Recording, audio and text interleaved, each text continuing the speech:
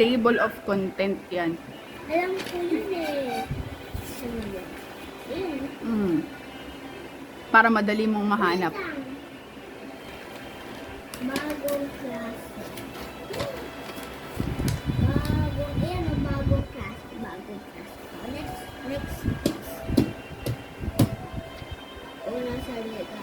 Dito nakalakad ang mensahe ng author para sa kanyang mga babasa talaga nito ang mga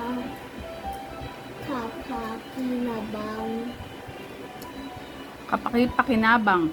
kapakipakinabang na tip upang higit na mga mabisa ang pamagat Na naging mabisa ang mga paggamit ng aklat.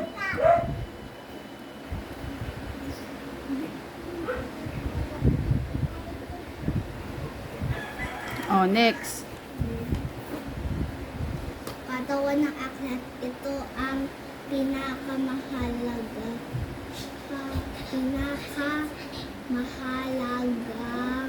bahagi ng aklat. Dito magbabasa ang nilalaman ng aklat. Saan yan? Yan, yung pinaka-body. Yan, yung topic. Yung dyan na lahat. Yan dito. Oo. Katawan ng aklat, katawan. Rosary o tagtulugan dito ng aklat.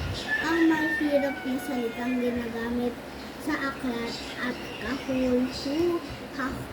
kahulugan ng mga ito. Nakaayos ito ng paalpabeto. Index, talang ng mga paksang nakakaayos ng paalpabeto at pahina kung saan ito ay magtatapuan. Ulitin mo kung saan ito, Kung saan ito matatagpuan. Pahina ng pamagat. Sa bahagi ito, nagbabasa ang pangalan ng may akda, ang pamagat ng aklat at ang nilimbag ito. Pabalat pa yung pamagat. Wait lang, what? Isa-isa lang niya. Pahina ng pamagat. Pabalat. Pabalat pa ng pamagat. Pahina ng karapatan simple taon ng salita. Tala ng nilalaman. Katawan ng aklat. Glossary index. Salamat sa pakikinig. Yan. Next topic.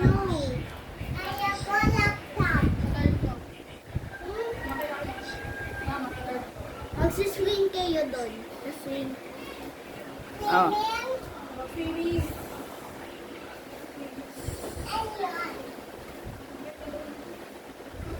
Mga bahagi ng... Okay. Dito pa search. Mami! Gusto ko yung ano nila yung... Video yan, video.